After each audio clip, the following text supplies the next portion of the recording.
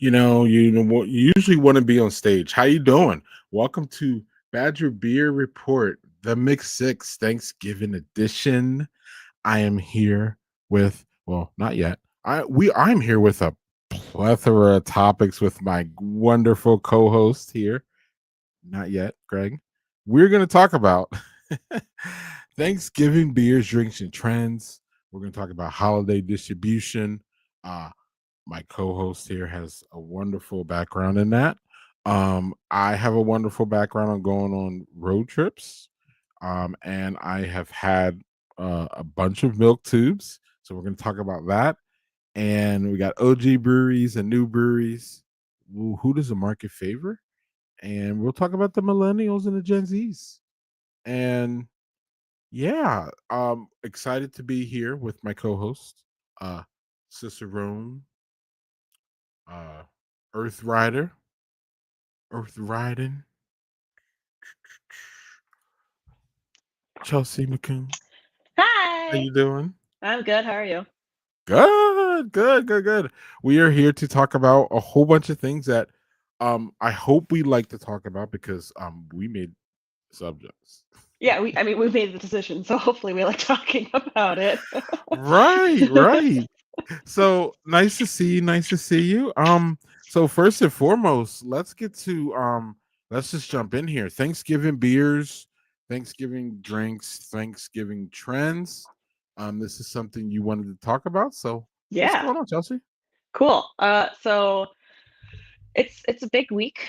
I know it doesn't seem like that, but there is the day before Thanksgiving, Wednesday. It has a special term. We work in the service industry. It's called Blackout Wednesday. Mm, Um, Most bars, if they're open Wednesday night, they do drink specials, they do shot specials. A lot of people know that you're in town visiting family, and sometimes you don't want to be doing that. So you need a little bit of liquid courage. Um, it started, I remember it happening like 8, 9 years ago. Um, and I just think that it's just as popular as ever. I was talking to accounts, they're like, yep, we're getting ready. We're bringing in specialty beers, we're bringing in the cheap beers. Um, but I think a big one is pumpkin beers. I mean, we have your pumpkin pie, why not pumpkin beer with it? I think that's a big hit right now. It's kind of the last go for Oktoberfest beers. Um, mm, I know sometimes after October they kind of die down, but I've seen recently a lot of places still holding on to those, um, which is great. I mean, they're great beers. I love Oktoberfest. Marzens are fantastic as well. It's kind of a bummer that they're not always year round, but we always make jokes that it starts coming out sooner and sooner every year too. So it's always nice. mhm, It's nice when they stick around for a bit. mhm, Um, mhm. I know for us, actually, my family and I, we're going down to St. Louis for Thanksgiving. So um, my in-laws are always kind enough to always either get some beer from us from the local craft brewery, usually Schlafly's, um, or my husband's dad always makes some killer old fashions. So we spend the night before drinking old fashions, catching up, and then going back to the hotel and just regretting it the next day. And then is it a mimosa, or what do we do to chase the hangover on Thanksgiving before we gotta Usually it's like a hang out every mimosa. day? Usually it's Okay. a mimosa or a Bloody Mary. Our in-laws are just kind enough they'll take the kids for the night. So Josh and I will have like the morning to go get a coffee, or if there is a place open, we'll go get a mimosa or a Bloody Mary to little hair of the dog. Um, Mhm, mhm. and then get back to the in-laws, and it's more old fashions and more beer and sometimes scotch. It's a whole treat. Yeah, and thank AI for our wonderful picture here, but it shows, I think it shows the mimosa there, and I think it has some beer and some NA. Thanksgiving is great, Chelsea, I think because there's just a plethora of drinks that you could bring, and Oh, like 100%. breweries are bringing in, you know what I mean, the styles that the breweries are leading into. And there's just a lot out there, you mentioned Of course, pumpkin beers and Oktoberfest beers. But we've started to see, especially in the beer industry, a lot of ciders creep in, which are really, really nice during this time. We've also seen the slow creep of the Black Friday beers. Hmm. The whole Black Friday thing is no longer just a Friday. It is all of November. We know this. Like right after November, right after October, or I'm sorry, Halloween, It's it's like Black instant Friday. Black Friday sales. It's like, Right, it's not even right, Black and Friday yet. right, and now our breweries are doing this too. I don't know if you noticed Mhm. that. Now they're like, "Oh, we got our Black Friday," and I'm like, "John, what are we doing?" But the positive of that is, and that's what I kind of wanted to talk to you about. I think we talked about this, is what to bring to Thanksgiving.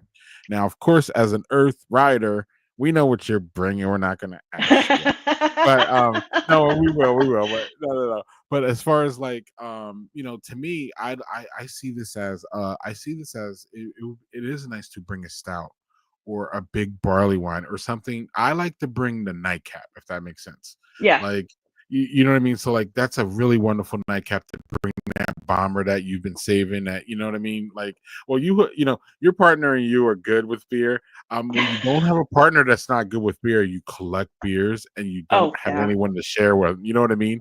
So then this is one of the holidays that I always I'm just excited to be invited, because I'll just bring that bomber that I've been sitting for, you know what I mean? That Central Waters Black Gold from 3 years Oh, ago, yeah. or you That's know been what I aging mean? nicely in there, and Already know, or that Delta one that they put out last year with Willisheim or whatever. You know what I mean? There's always these wonderful little like one-offs. The Giant Jones did one with City Line or State Line. So it's just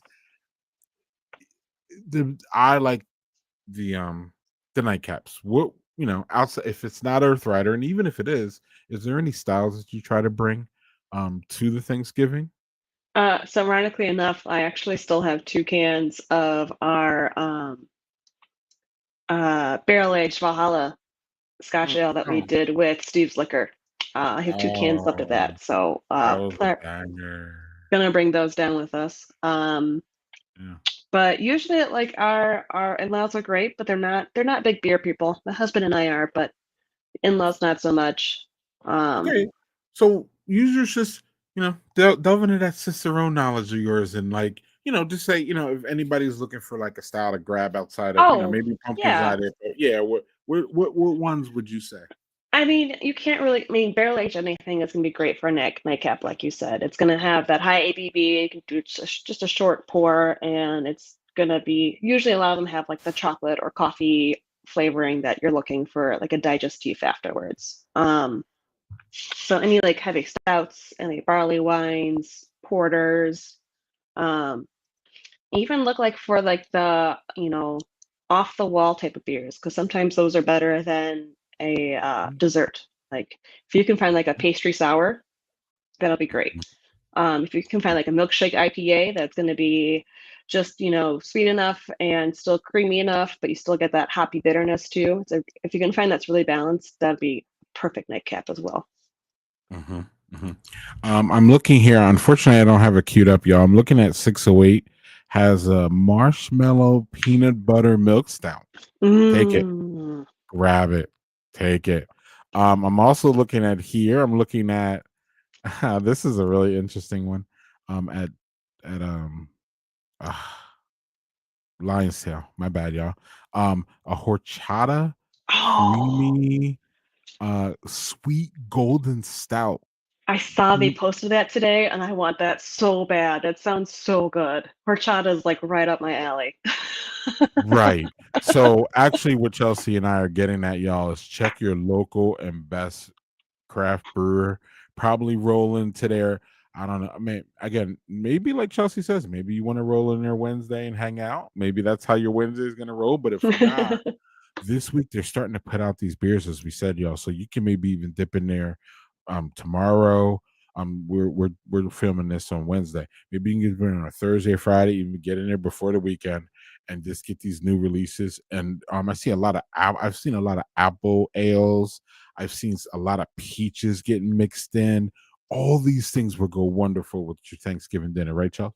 Oh, absolutely. I know a couple places have been doing some apple cider ales as well, or apple cider ciders too. I mean, that's a great meal. That's great to have with the dinner or as the or the dessert beer Mhm. as well.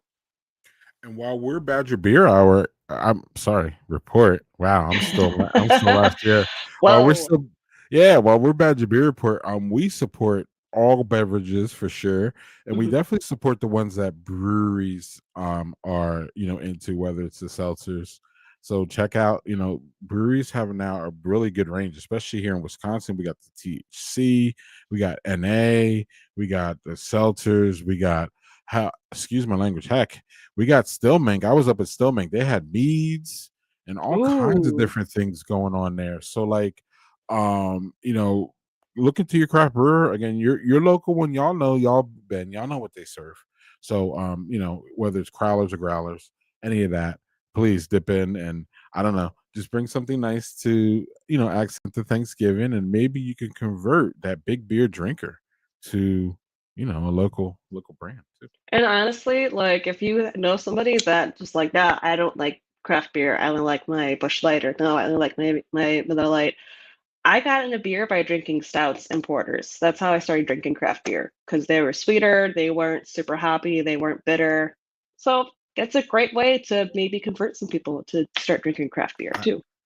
And you can't have a better holiday to do it. Everybody's around the table. That's a good time to introduce things. It's not a good, you know what I mean? It's a good time to be like, "Hey, I got a little Dixie cup. Here, try this." Whatever, you know? Yep. It's a really approachable time. People are less on their guard, I think. Well, sometimes. On Thanksgiving, you would hope. Um Depends on the and family. yeah, people are a little loose, and we're the Packers don't play this, right? But I think the Lions do. The So Lions. you I know, know the they'll- Lions always play. right. So then there'll be a good reason for Packer fans to root against the Lions. So you know how this Hey, goes. hey, hey, hey. Just saying. Well, we listen. We My talked my to dad's a from the my dad's from Michigan, we, so we like Lions in this house. and I feel you, but we talked to predominantly Packer fans, so we have to make sure our Yeah, comment section is okay. the red Okay. meat is fed over here. So speaking of red meat getting fed, so yeah, y'all can hit us up too if y'all need any suggestions for any kind of Thanksgiving beers or any of that. But I think we hit y'all off really good. And again, go to your local craft beer place. They got something crazy and really good going for Thanksgiving. They all do.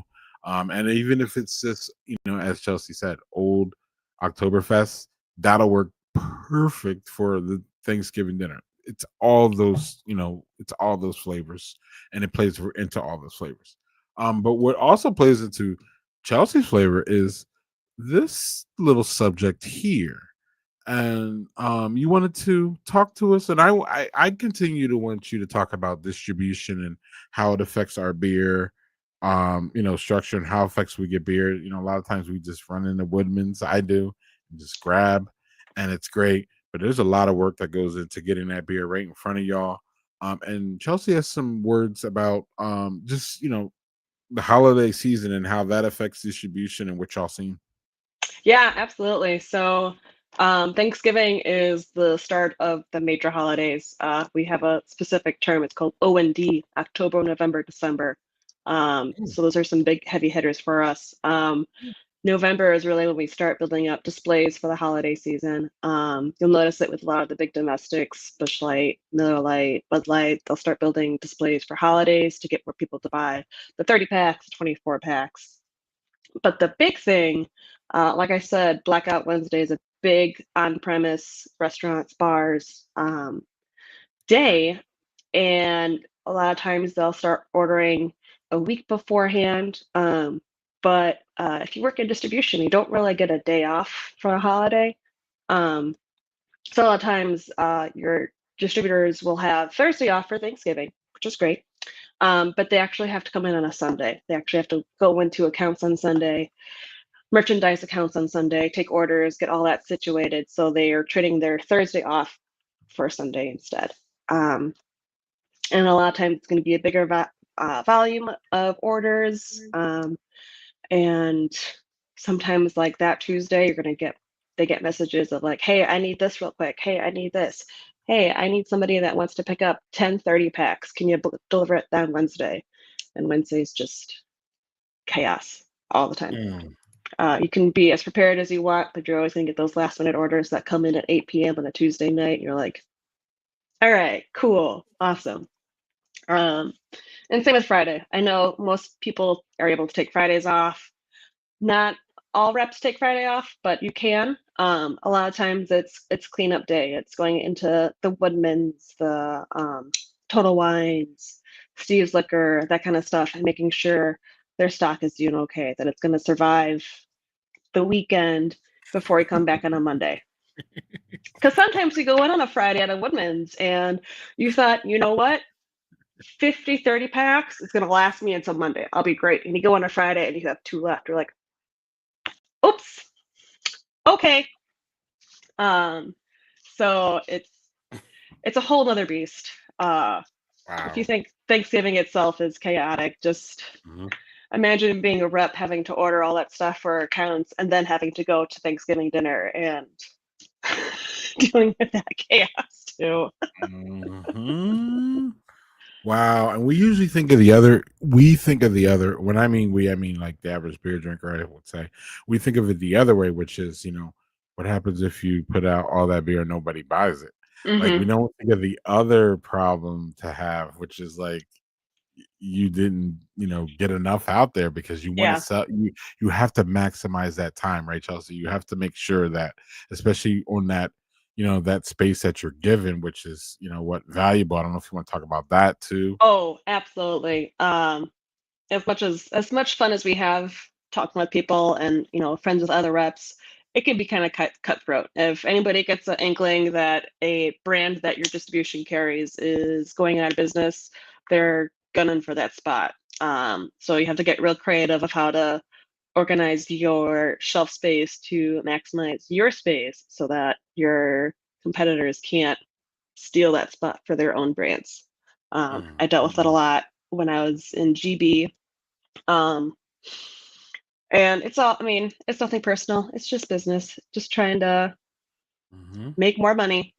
mhm, mhm, um, mhm, but yeah, I mean, at the one point too, like you don't want to send in, 5 cases of a pecan porter and you still have 4.5 cases after Thanksgiving because you're like, okay, great. Well, what am I going to do with this? So it is a balancing game of trying to figure out, okay, if I send it into this account, is it going to sell or should I just save it and send it to this account instead and they have a better chance of selling it? So it's definitely you you need to know your audience, you need to know your customer base, I mean, whoever you have buying for beer at One Man's is going to be way different than who buys at Trixie's or who buys at Steve's Liquor. Um, wow, but it's fun. As wow. much as this sounds like terrifying, I thrive in No, chaos. So this kind of stuff, I love it. it literally sounds terrifying. So I'm good. Anything else on this? We will be revisiting. I think with Chelsea, starting to really going to be anchoring this. You'll see. We are doing the transition period, but I will always be here. But with Chelsea anchoring this, it's always going to be. We're always going to be talking about distribution, so we won't belabor it this time because we're going to hit it all year round. But Chelsea, do you have anything else before we move along?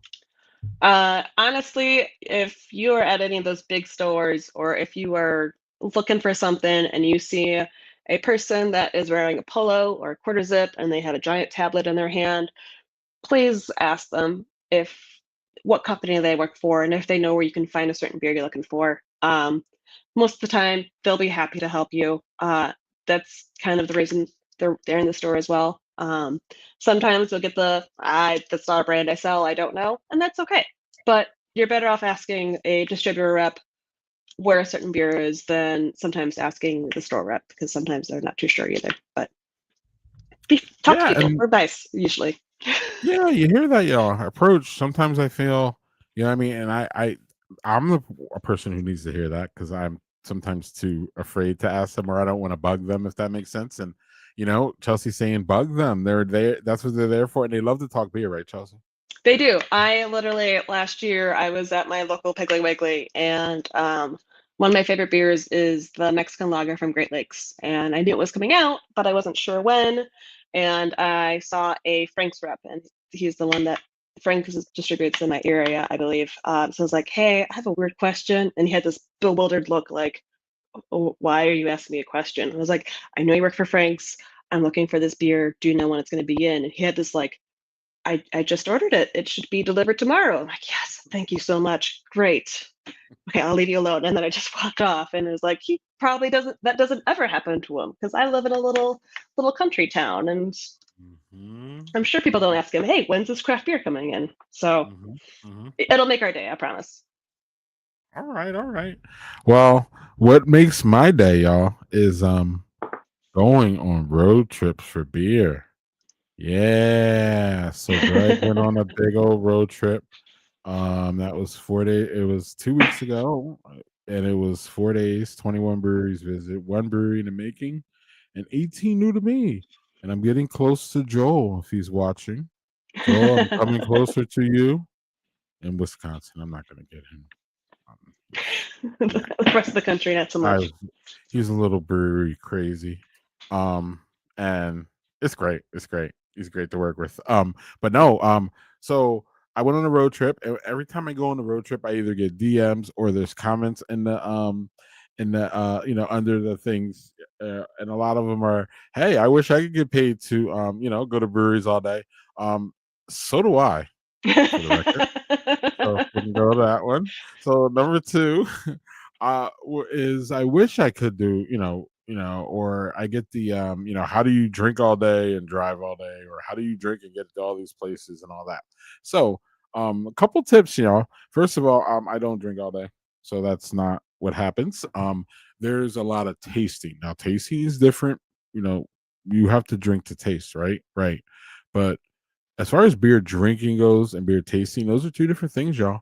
And really, or not two different things. Again, they're one is leads into the other. But so I'm tasting all day. So there's little sips, and there's water, and then there's food, and then there's little sips, and then I take off and go to another place, and then I eat, and then I have some water, and then I'll have a couple little sips, and then couple time a little time goes past, and I'll go to a brewery that I don't drink anything.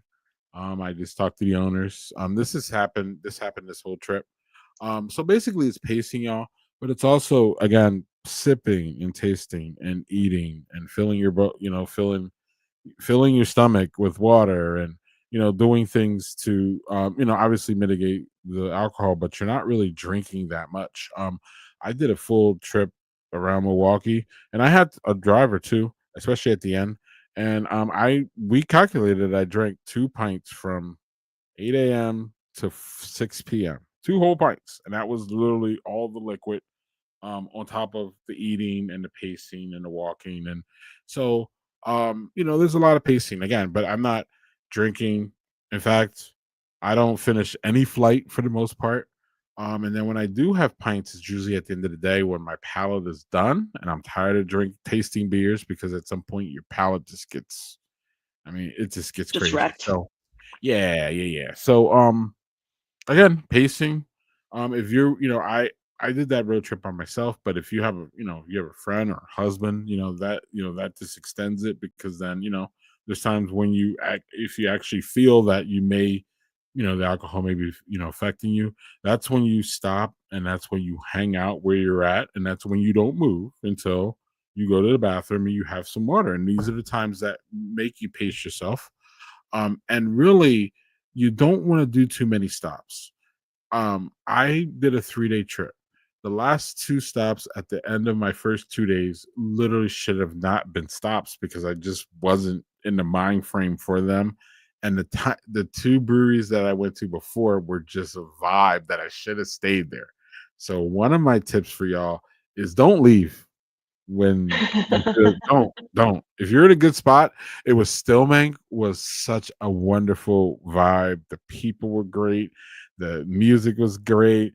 I don't know. The temperature is great. The bartender was great. Everything was great. And I was like, I even said to myself, you shouldn't leave. You should just stay here and ride the night out and just go back and be cool. And no, I had to go to that one extra stop. And that happened the next day, the day before too. It was station one and it was Anape. And I just should have stayed at station one. It was just a vibe. It was awesome. So when you're in, if you have another one and your bodies and your vibe are just saying stay here, stay there. So there's simple things. You don't have to get to. You're not gonna listen. There's 260 breweries. There's over. Well, there's less than 1,000 breweries now in America, but there's so many breweries. You're never gonna get them all. So don't give that vibe that you are. So No. those are my tips and tricks.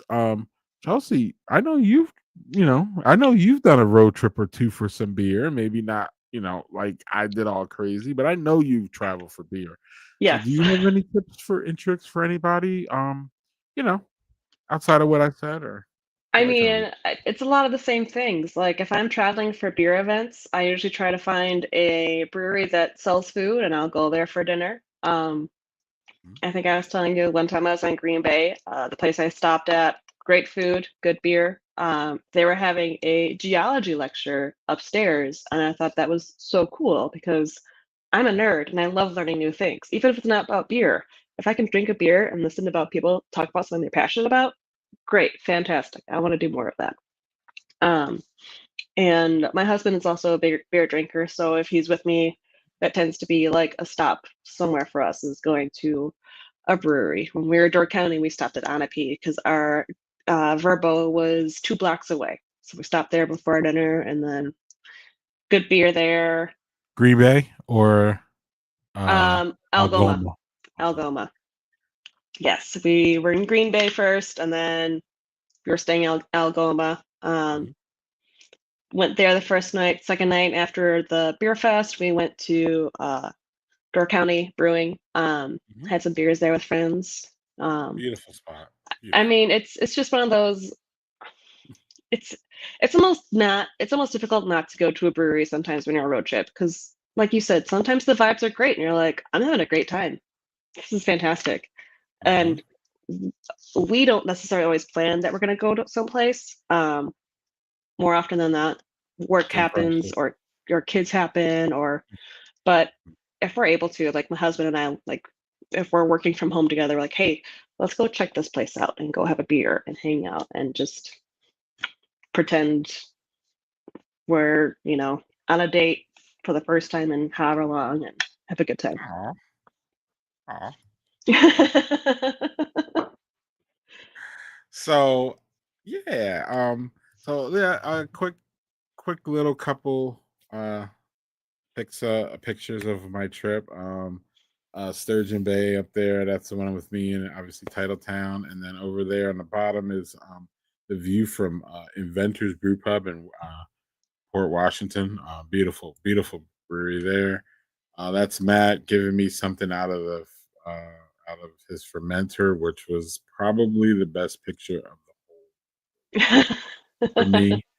And then over there is Gnarly Cedar. It's their, I call it goofy and fun flight handle thing there with the That saw, and looks then like it really easy to carry, a lot better than some of the other ones that I've seen. yeah, I mean it's sturdy. I just call it goofy because it's just so fun, and Yeah, you it's can see, different. I love it. yeah, you can see you can see how close you are to the river there. That's the river right there. So, Cool.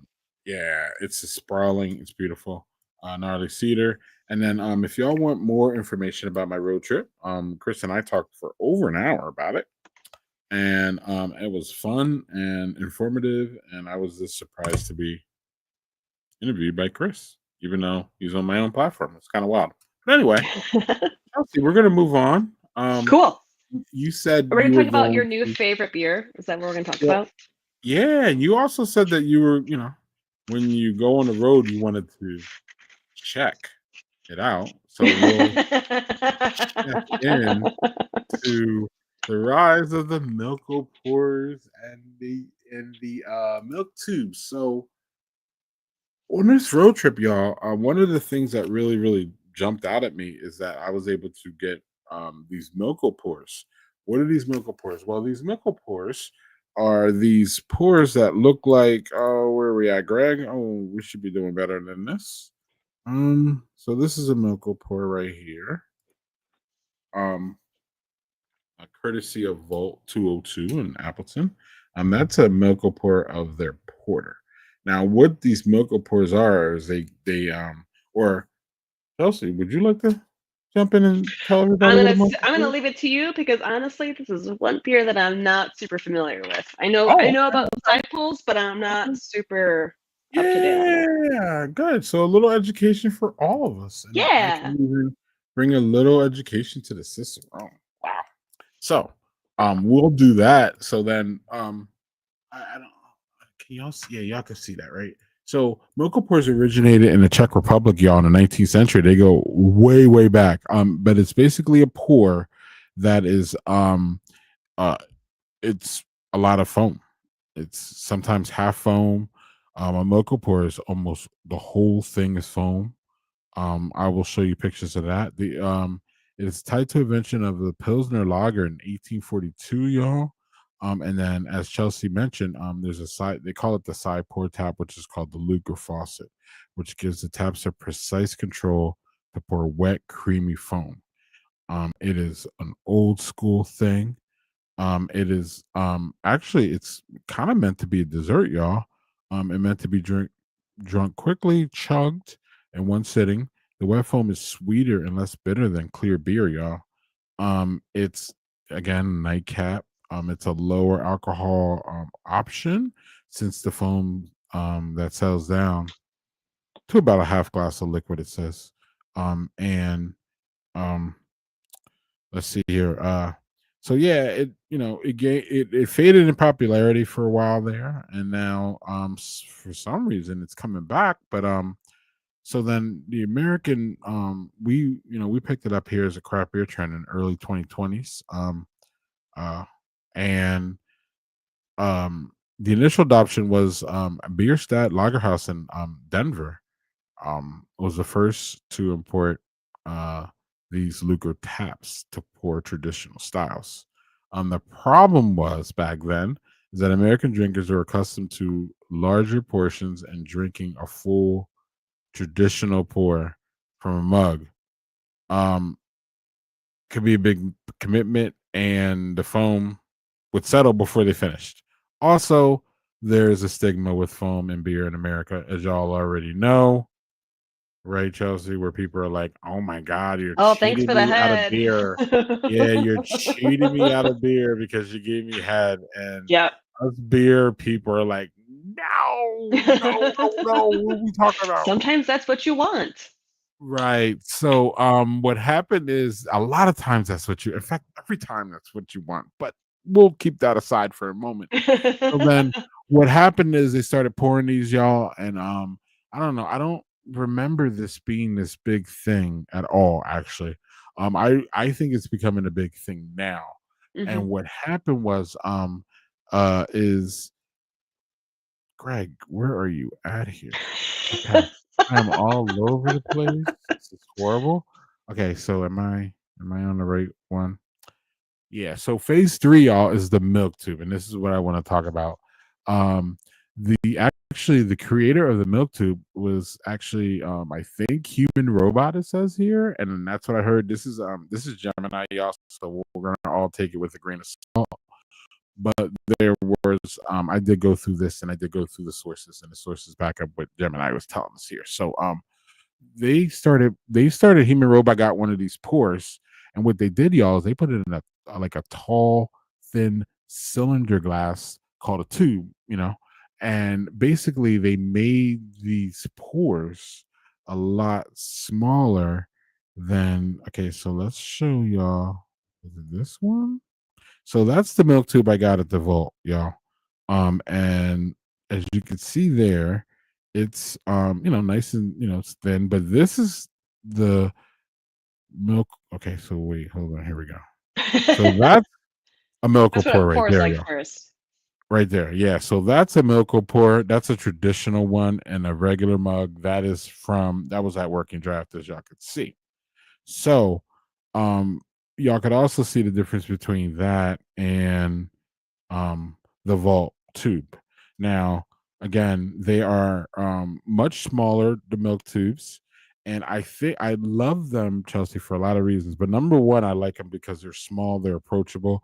I'm pretty sure that one there at Vault costs $2, Oh, and I'm wow. pretty sure the one I just showed y'all cost $3. Where is that at?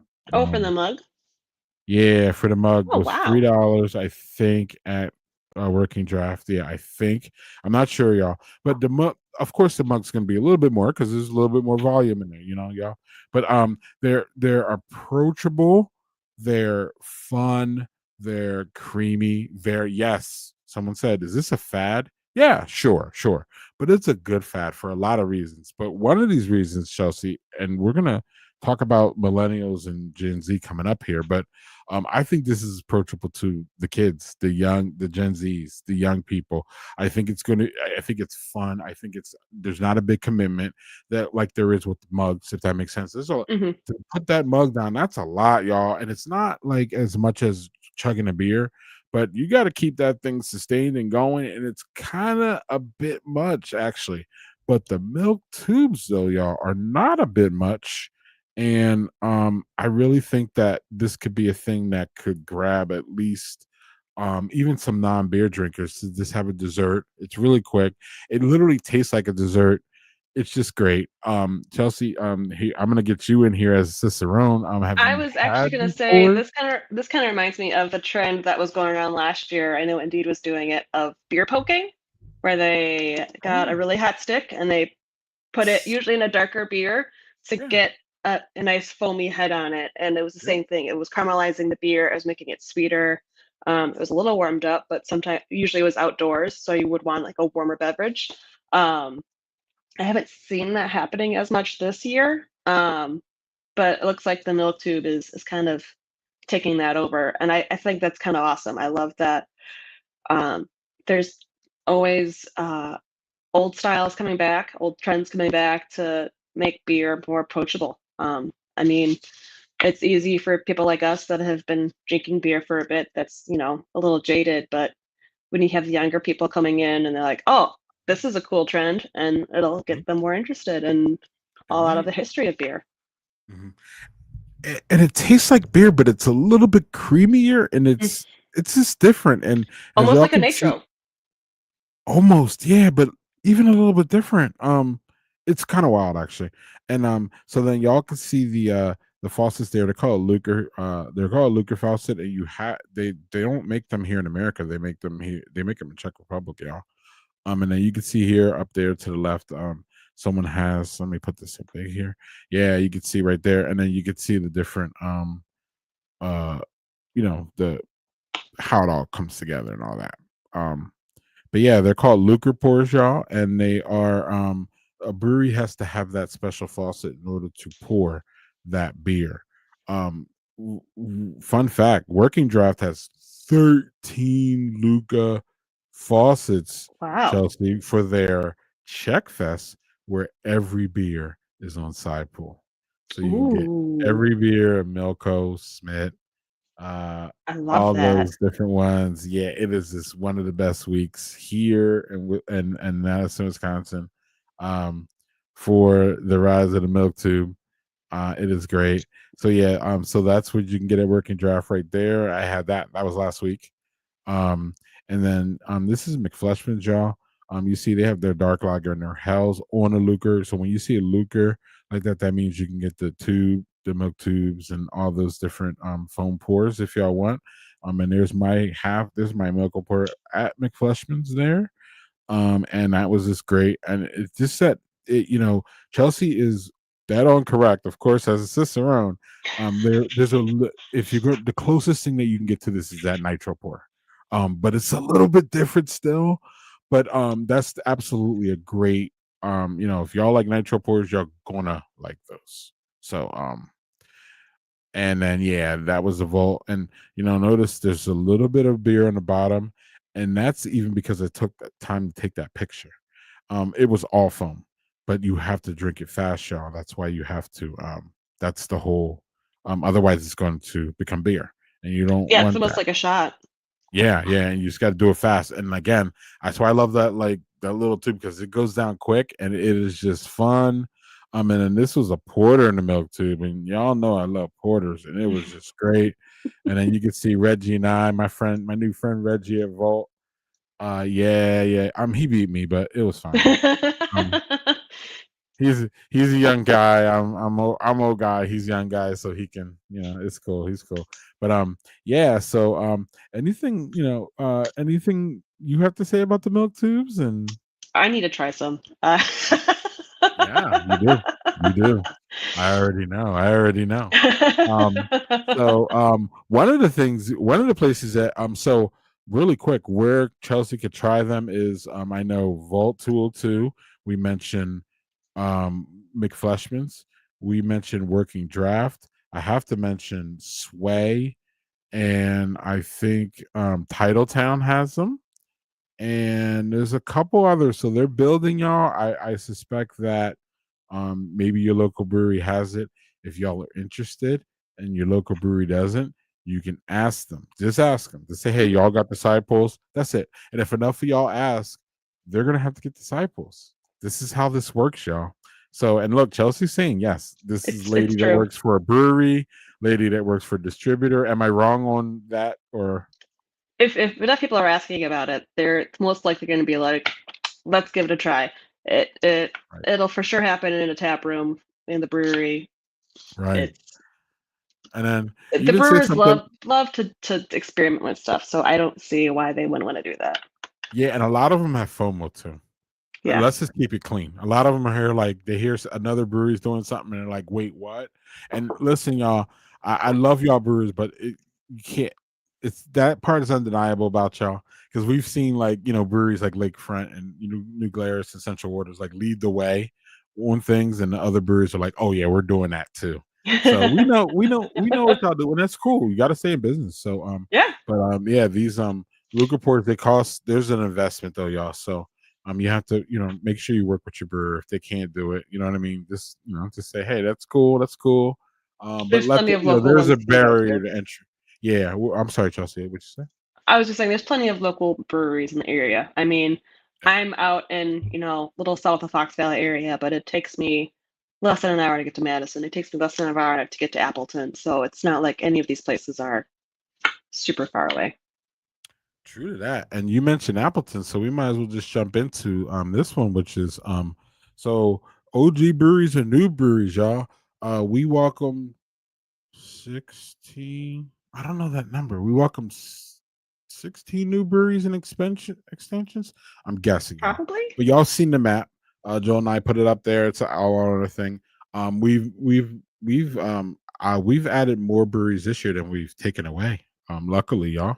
Which is great. So there's a lot of new breweries here, and we're just like, especially at Badger Beer Hour, we uncovered one today, and we're just like, wait, this is kind of wild that there's a lot of attrition going on around the world, around the country, well, in the world, but around the country here with the breweries, of course.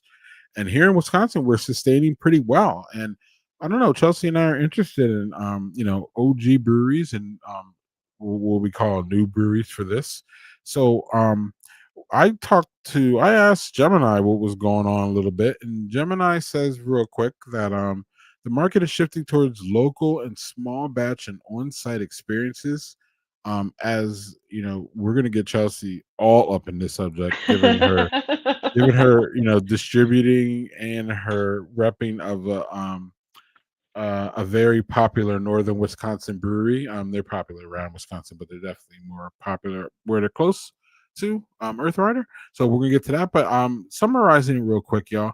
Smaller craft breweries, Gemini feels a better position to be agile and experiment with new trends, whether it's the fruity sours, the low alcohol beers, or the hybrid styles, or the THC, like we were talking about before. The hyper local connection is really really successful if you just if you can stay in your tap room and you can build a strong community. um Consumers are willing to pay more for a product that they trust, and then they love supporting people love supporting local businesses, so that's helpful. The tap room model, the smaller breweries, there's less overhead. There's less beer that you have to produce and to get rid of, like Chelsea was saying, quote, get rid of. So that's a smaller brewery, and we saw a lot of small breweries pop up, whether it's Tailwinds, whether it's Vol 202. Um, and we didn't really see many. We got Boulder Junction coming down the road here. And we didn't see really many like big breweries come out this year. We just saw small ones. Now, the so that's the newer ones. The older established ones, think Lakefront, think Titletown, think Hinterland, think it's not necessarily the big ones, it's just older ones. Think Capital, think New Glarus, of course. Think hell at this point, Three Sheeps. These breweries have been around for a while and they've had to adapt. And some of them haven't, keeping it clean. Some of them they're still in business, but you can just tell they're just not, cranking like they used to. There's a lot of everything that we said that was good about the smaller breweries is challenging for the bigger regional breweries, whether it be a lot of beer they got to crank out, it going up against the local, even though we know that New Glarus and Lakefront are local, they definitely still feel bigger than us, than the Volt 202s and the Brewed Omens and the Working Drafts and the Giant Joneses and the Deltas. They just seem bigger. So it's kind of harder to make that connection. And then it says here, the really second one is really interesting, Chelsea. Of course, you're going to jump off on all this, but the second one's really where the flagship beers are strategically expanding in high growth areas. So they're doing their high, and then the non-alcoholic stuff too. So yeah, there's a lot here. Do you think that the market favors either one at this point, or I mean, all rough out there, but where do you settle on this one? Honestly, each one has its own pros and cons. Like you were saying, like a lot of the new breweries, they're focusing on community. And we can see a lot of trends of people are looking to support the local community. And if they have a brewery in the spot, great. And if that brewery is giving back to their community, it's all thumbs up for them in that area. Um, and a lot of times, if you're a newer brewery, sometimes you're just trying to find your foothold. Like, what kind of beer are we good at making? Are we good at making sours? Are we good at making pale ales? Are we good at making pilsners? So it's a really good time for experimentation and just seeing what you do well on. All brewers have different strengths and weaknesses. And if you have a team that can come together and play up each other's strengths, I think a brewery has a great chance to keep on going for decades. But that's not to say that it's not fun. It's fun to have the off the wall experiment beers in the tap room and seeing how people like it. And sometimes you just have to go for it to see if people like it, and if not, then you're like, well, we tried. Let's on to the next experiment. Um, I'm I'm gonna push you here though, oh, because okay, okay. so all right, so you have a chance. You can buy into Vault 202 or you can buy into Lakefront. Which one do you do? You got to pick one. I'm gonna go Vault 202. I love Lakefront. Okay. Um, Yeah. they're great. But I've had their beers. I've had a lot of. They have great beers. Their Hazy Rabbit was my wedding beer. Anytime I had it in hand, the server was putting a Hazy Rabbit in my hand. Mhm. Um, but the Vault 202 people, they're trying new stuff. They're putting some new trends out there. I've talked with Chris before, and they're bringing some trends that were popular in Michigan over here, and it's really cool to see a different perspective on beer than what we're so used to the usual Wisconsin crowd doing. Um, they're both an hour away from me. It's pretty central to everything, which is great. Um, if I have people coming from out of town, I'll tell them, yeah, go to Lakefront. They have a great tour. You're gonna have a great time. But if I have friends in the area or trying to go out someplace, I'll probably say, let's go to Vault 202 instead. Mhm. Just because they'll most likely haven't been there and it's a new experience. Yeah, and I didn't want, yeah, and you did focus on the specific examples, but I was listening outside of those examples, to hear what those things were before. And again, I hear more access to community. I Mhm. hear I hear more crafting. Again, lake lakefront's line of beers can go up against literally any brewery in this state, and match them all pretty much, and probably knock them down. Like they're literally No, one of they're our best great. They're brewers. awesome Right, beers. they're awesome. They're great people. I mean, everything just works there. That's why I picked them. And I think for me, everything just for me in the beginning, everything works for Vault. So that's why I picked those two specifically. But really, though, when Chelsea was talking, I was listening to her answer outside of the Vault and The Lakefront undercurrent. thing, and just hear what what I mean. Like, what is Vault doing that she likes, as opposed to what is Lakefront doing. And I heard likes on both sides, but again, I, and I'm gonna go on the side. I'm picking one too. I would rather be Vault 202 than be Lakefront. I think Lakefront has more. Listen, 99 problems, and they got more problems because they're bigger. That makes sense. More money, more problems. Biggie told Yep. us, Yep. and that's really what I'm seeing. Actually, it's really easier for Scott and the crew to do what they're doing than it is Russ and his crew to Yes. do what they're doing. It's just easier, y'all. It's just easier. And give me the easier. Also, lastly, upside Chelsea, Vault or new places, Tailwinds, Boulder Junction. I can just go down the list, Brewdome and all of them. They have a bigger upside at this point. Yes, they have, small person problems, but their upside, especially if you get in now with the investment, who knows where Vault's going to be? Is Vault going to have is Vault going to have three places, or is Vault just going to stay what they are and just build and kind of do the McFleshman thing, which is not just own what you got there, Yeah. so as opposed to being regional, which again brings its own problems. And we see New Glarus adding some big Oh old yeah, thing they down just there. yep. Yeah, and they're like, we're not. Oh, by the way, y'all, we're building this nice new thing, and we're not even going Still to just distribute it Wisconsin. outside of. Yeah, I don't know if y'all saw I put it on there. I was like, oh, well, that clears that up before I we even start appreciate that. asking. That's sticking to the Right, principles. right, and that's great. But the point is that they're going to be cranking out more beer for Wisconsin, and that's just a lot. In order to do that, I mean, you just got to crank out a lot of beer, and that's just a lot itself. So, yeah, I, I would rather be an OG at this point. I'm not sure. I push Chelsea, but Chelsea can, I was gonna say, opine. like, And and that's what I was saying too, is I mean, being an OG brewery, it has its plus sides too. I mean, if I'm going out to the store to get beer, I will probably go to a tried and true instead of trying something new. If I want to try something new, I'm going to go to the tap room. But if I am buying beer for family, if I'm buying beer for a get together, I'm going to go with beer that I know that I like and I know that other people don't like. So going back to our original example, Lakefront has their like 3 or 4 different variety packs now, which I appreciate. And like that's most easier to pick up. Just get a variety pack. that Usually they lager have pack. one. Yeah. Mm-hmm. Oh God, I would need to find a lager pack because Mm-hmm. that looks fantastic. But Yep. I was just at an account today and they had their hoppy pack, they had their retro pack, they had their hazy pack, I think it was. Like it was like all different variations of the hazy rabbit. Um, Mhm. but like you know those beers are gonna be good. So like it's almost like a okay, I need something for a party. I'm just gonna grab this real quick and head out. Oh, that's perfect for Thanksgiving. Oh, Yeah. oh yeah. Actually, what's not perfect is I had something. Oh, your experiment.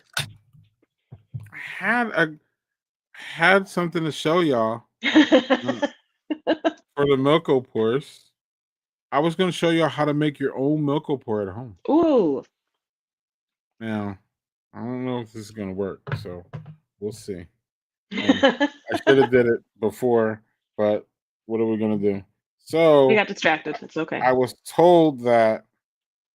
So I was told the internet told me. We'll see.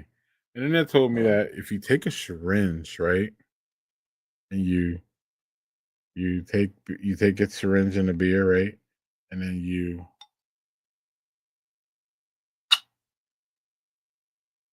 Ooh. there you go. There's your own Milko pour. Get a little injection of foam there, and you slam it. And I'm not going to, but it worked. So Nice. there you can make your own Look at that, y'all. Make your own milk pour with a little. Listen, Chelsea knows what this is. This I is do. a this is a babe. This is a syringe for medicine for a kid I have a for whole the bunch of liquor. them in my Yes. medicine cabinet. Right, here you go. Here's your new beer tool. And look, it's still look, the head's still there, y'all. This is Nice. this is a bridge up, a cure for the yips, y'all. Bridge up. Shout out to Trevor for giving me that. Not Trevor. Shout out to Trent for giving me that. Trevor is the brewer for inventors. Anyway, Yeah, so look, it's still there. that disappears real quick, doesn't it? Yeah, so just like a milk pour, you gotta slam it. So There you go. I'm not doing that on here, but and that was for the last segment, but we got it in. We did it. Yay. Yay! And Chelsea didn't even know because she's like, "Wait, what are we doing?" And I wouldn't tell her. So Nope. it's not All even her surprise for fault. me. Yeah, it was my fault. I missed it because I didn't even tell the lady who could have helped me out, and she would have helped me out, but I didn't take the help. So whatever. How Anyway, dare you? yeah. So we both follow an OG, and I think we both follow. I'm sorry, noobs, for this one, but we will revisit this one at a different time. We're gonna get to our last conversation here, which is millennial and Gen Z's effect on craft beer. Now, I went back to our friend, what's his name? Oh yeah, Gemini. Gemini.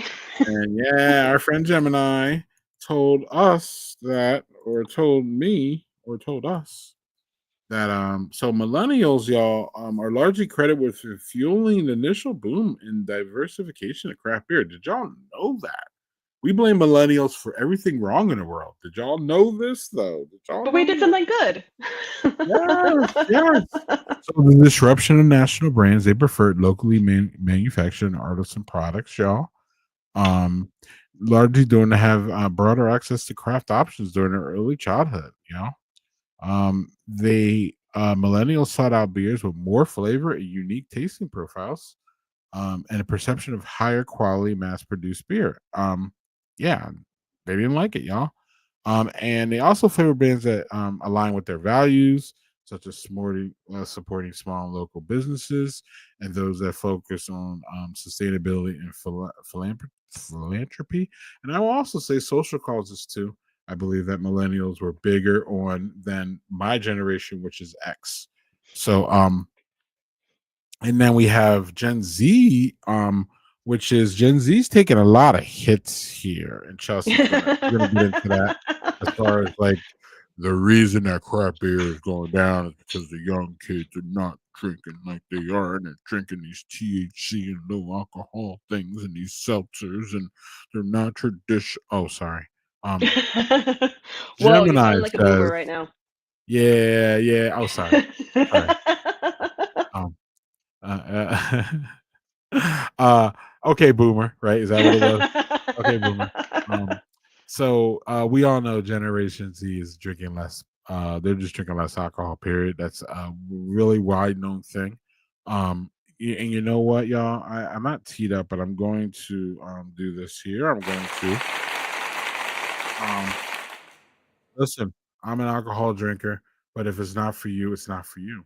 And if Yep. they're not drinking it because they don't want to drink it, then that's great. That's Mhm. great. It's great. Okay. It's for us to deal with. Okay. It's not for them to deal with.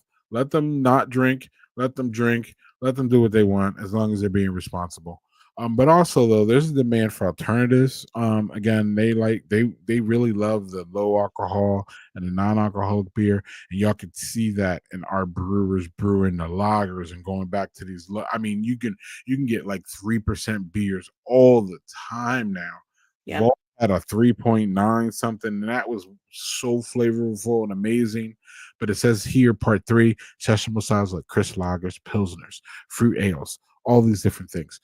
Over y'all, high ABV, and bitter beers. Over those.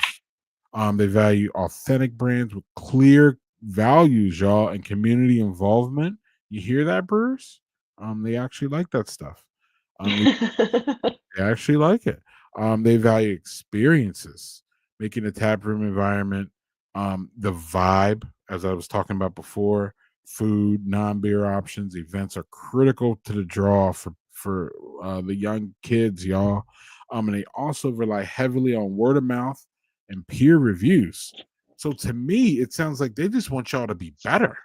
Yeah. Generation Z. Am I? What's going on, Chelsea? After I talked a whole bunch, please take this. So I have a fun little insight to this. So I am a millennial. I was born in 1989. Yep. And my sister is a Gen Zer. She was born in 2002, I believe. So we both have different drinking styles. When I started drinking beer, it was the double dry hopped hazies. It was the 15% porters that you could get. It was the big bombastic beers that you wanted to try. Um, and honestly, over the years, especially the last couple of years, I've gone more towards craft lagers. I'm hopped out. I don't want a bitter taste in my mouth. I want a crispy boy, as we like to say. And those are becoming more popular. And I think it is part of the whole Gen Z influence on lighter beers, not super bitter, not super high ABV. Um, and especially with the rise of seltzers in the last couple of years, that's kind of tapered off these days. But because of THC drinks. And Mhm. ironically, like the Gen Zers have pushed the THC drink into the forefront, and a lot of brewers are adapting to that and releasing their own THC seltzers or THC sodas. But it's one of those Mhm. things that are now kind of geared towards Gen Zers, and then my demographic of women in their mid 30s to mid 40s. Um, we used to be called wine moms, but actually a lot of women are going towards the THC drinks because if you get a nice little 5 milligram drink, you can take the kids for a walk and have a little chill out moment, and you won't have a hangover the next day, which we all love. It's great. Mhm. Mhm. But it's Mhm. really interesting to see like how different the styles are. Like you said, millennials were all about wanted to stay local, wanted to do that local stuff, which Mhm. is great. But Gen Zers are the ones that are pushing breweries to be like, yeah, we'll go, but you need to be involved in the community. You need to be giving back somehow. You need to be showing us that you love being part of this place rather than just saying, hey, we love being in this town. And then that's it. You're not doing food drives or toy drives or fundraisers or anything like that. So I think they're really forcing breweries to focus more on their local community than just lip service. Amen. And y'all are pretty much. I could be wrong, but these Gen Zers love the woke breweries. Uh, Hmm. they love, you know what I mean. They love the symbols of, love and freedom and all those things. Those are things. And again, I don't know. I mean, y'all brewers do what y'all need to do, but I think there's a level of like, oh, I don't know if it's coming from our breweries, but I know it's coming from society. Like, oh, they don't drink, or oh, you know what I mean? Like, they're not That weird contributing or like pressure. whatever. Yeah. And I just don't think that we're just. I think we're just shunning their needs and not really giving them what they want. And I Yeah. think they're going to pull back and spend money on elsewhere. And respectfully, these young adults and young people, they have a lot more distractions than we did. So their money could go a lot of different ways. And you know what I mean. One of the ways is they don't have to leave the house. Like that's Yeah. we lament it, but especially after the pandemic when people learned that we didn't have to leave the house, and then like all these things are now supporting that, whether it be curbside or delivery or you know what I mean. All those things that came in with the pandemic makes it easier for you to stay home, and it makes it easier for you to not have to go outside and again, they're being more responsible. They're drinking less, they're driving less, they're doing all these things that, we would normally model as good behavior. And there's still a level of like, wait, you're being too good. What are you doing? It's not, you know what I mean? And Yep. as a father of two young adults who don't who are, for lack of a better word, straight edge. They don't drink alcohol or anything. And I'm the beer guy. I'm cool with it. Believe me, I'm cool with it, but it's still strange on some level to see our younger generation not drink as much as we did. I totally agree. Like you said, they're tending to more I don't. Maybe it's because they've seen us drinking and they're like, I don't want to do that anymore. Which fair. I've had my fair shares of horrible hangovers, and I wouldn't wish that on my worst enemy. Wow. So maybe they're, learning something. But I mean, history's going to repeat itself. I know it's a cyclical thing. Like they're not going to drink. Maybe the next generation is not going to be big drinkers either, but it's going to come back around. It's going to be people are going to rediscover the you know big juicy boys and the big barley wines and stuff like that. Yeah, and I don't. Again, I think the rise of the THC is kind of weird, and it plays a, or and the cannabis legalization plays a factor. So then, you know what I mean. I think that there's less, uh, alcohol being a vice because it's not the only thing that's legal now Hmm. in many places. You know what I mean? It's complicated, of course, but Always. Denver, right, Colorado, and California, and all these places that have it legally. Those are just other options for them. So, Yeah. Yeah, they have and a lot more options. They can do seltzers, they can do THC drinks, they can do ciders, they can do beer, they can do NA beer. They have so many things. mead, Whereas, wine, it just yeah, goes on and on and on. whereas So, back with me, it was like, do I want a handle of vodka or do I want a 24 pack right, of Milwaukee right. Beast and call it a party? Right, or we would just walk in and we'll just hand it, like, "What's on the keg?" And we would just, Yeah, what I you're mean? like, It okay, wasn't even sweet, whatever. right, right, right, right. The question was like, "Do I have to pay?" "No, it's in the house." "Okay, cool." Like, "Okay, Sweet, great. sign Pour me up. pour it, pour it." So Whereas anyway. these whereas these the younger folks, I mean, I brought my sister to a tasting that I was doing, and I was like, "Hey, if you wanna go try," like, there's other tables trying beers, trying seltzers, trying liquor, there's a couple places doing shots, like, "If you want, go ahead and try stuff." She's like, "I'm good." Like, "Okay." That's great. I love that Mhm. for her. Um, Yeah. Yeah, my son told me, like, "I'm never really gonna be a beer drinker, dad," and he thought I was gonna be upset, and I was like, "No, this is great because now I have a designated driver." yeah. Boom. This is this is really easy. I don't Perfect. think Yeah, I don't think he liked that much, but whatever, he's kinda stuck with me as his father at this point, so well, Yeah, not stuck, it's but you know how that goes. it's I like to think he's stuck. But anyway, well, where we're not stuck is, so, we have our mix six, y'all, and we want to thank you for joining us here. But sometimes you have a mix six, and when you go in for your mix six, especially depending on where you're buying it, sometimes the bar there you can get like a little sip or a little thing. So here's my little small pour here, y'all. Is the menu here at the Malt House in Madison, Wisconsin. First of all, if you have never been to the Malt House in Madison, Wisconsin, and you're a craft beer lover, why not? it's such Is a my good spot. question. It is great. No TVs, old school. It's just I've met so many wonderful people there. It's a hangout for the homebrew club. Bill, the owner, is just an awesome person. I've known him for now decades. He's great. But look at this list, y'all. You got Chimay 140th anniversary. You got San Bernardino's Christmas Ale. You got Great Lakes Christmas Ale. You got Sierra Nevada Celebration. You have Dovetail Kolsch, which is one of the best Kolsch's made in this country. Yep. You have what jumps off to you, Chelsea? That Central Waters Satin Solitude, that looks fantastic.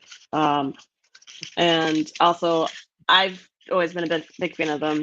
The Bee Nectar Zombie Killer cider. That's probably Mm, one of my favorite cider companies and meaderies in the country. mm. But that Mm. one's tasty. Yeah, and like as I was saying, there's only two little gripes you could have with this. Number one, there's nothing on Firkin, but uh, whatever, like whatever. And then again, if you really want to be picky, I don't see anybody from the big. Well, I do see the big. I call them the big three. The big three is Central Waters, Lakefront, and New Glarus. But that's just who cares? Look, seriously, who cares? You Yeah. got Working Draft here, Delta. You got It's just this is I mean, such a you've got one big guy compared to 10 to right, right, 15 right, small right, right. And guys. the big guys are good, and Yeah. whatever.